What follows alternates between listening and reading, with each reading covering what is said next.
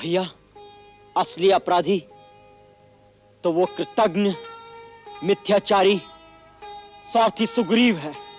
हाँ लक्ष्मण, अपना मनोरथ पूरा करवाकर वो मेरी अवज्ञा कर रहा है। राज वैभव के विलास में डूबकर उसे अपनी प्रतिज्ञा का भी विचार नहीं रहा। इसलिए हे लक्ष्मण, तुम एक बार किष्किंधापुरी जाओ, उसे सावधान करो।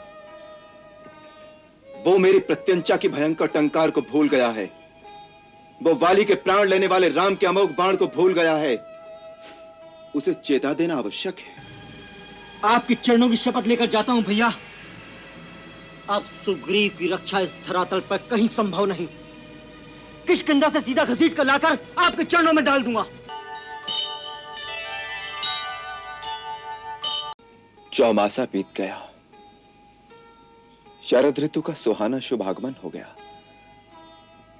इस चौमासे का एक एक दिन मैंने किस तरह बिताया है तुम जानते हो लक्ष्मण?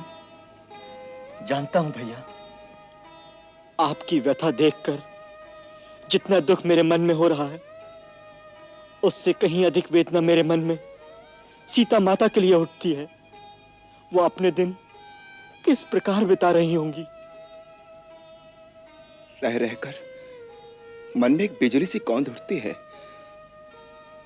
पता नहीं सीता इस संसार में है या नहीं।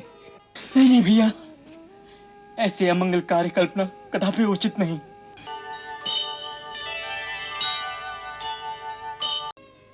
लक्ष्मण, ये 4 मास हमने बिताए हैं सुग्रीव के आश्रय, परंतु अब ऐसा लगता है कि सुग्रीव को अपने वचन का कुछ भी विचार नहीं। न तो वो स्वयं आया और न ही उसने कुछ ऐसा उद्योग दिखाया कि वर्षा ऋतु बीतने के पश्चात उसे अपने मित्र के लिए कुछ करना है, उसका कुछ कर्तव्य है। भैया, आखिर है तो वह चपल वानर की जात। उनका कौन सा कर्तव्य, कौन सी नैतिकता। दुख तो इस बात का है कि हनुमान को भी मेरी चिंता नहीं।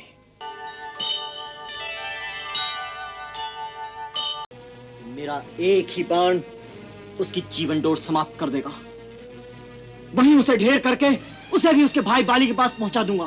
ठहरो लक्ष्मण, इतनी उत्तेजना और आवेश में भी अपने स्थान से जाना उचित नहीं। इस समय हमारे मन में जो उद्वेग उत्पन्न हो रहा है वो हमारे अपने कार्य सिद्धि में विलंब होने के कारण हमारी निराशा की हीन भावना मात्र है। तुम सदाचारी हो, संयम खोकर सुग्रीव का इतना अनिहित करने की बात सोचना हमें शोभा नहीं देता।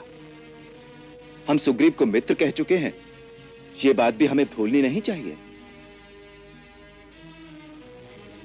प्रेम का धर्म सबसे बड़ा धर्म है और उसका पालन करना सबसे पुनीत कर्तव्य है।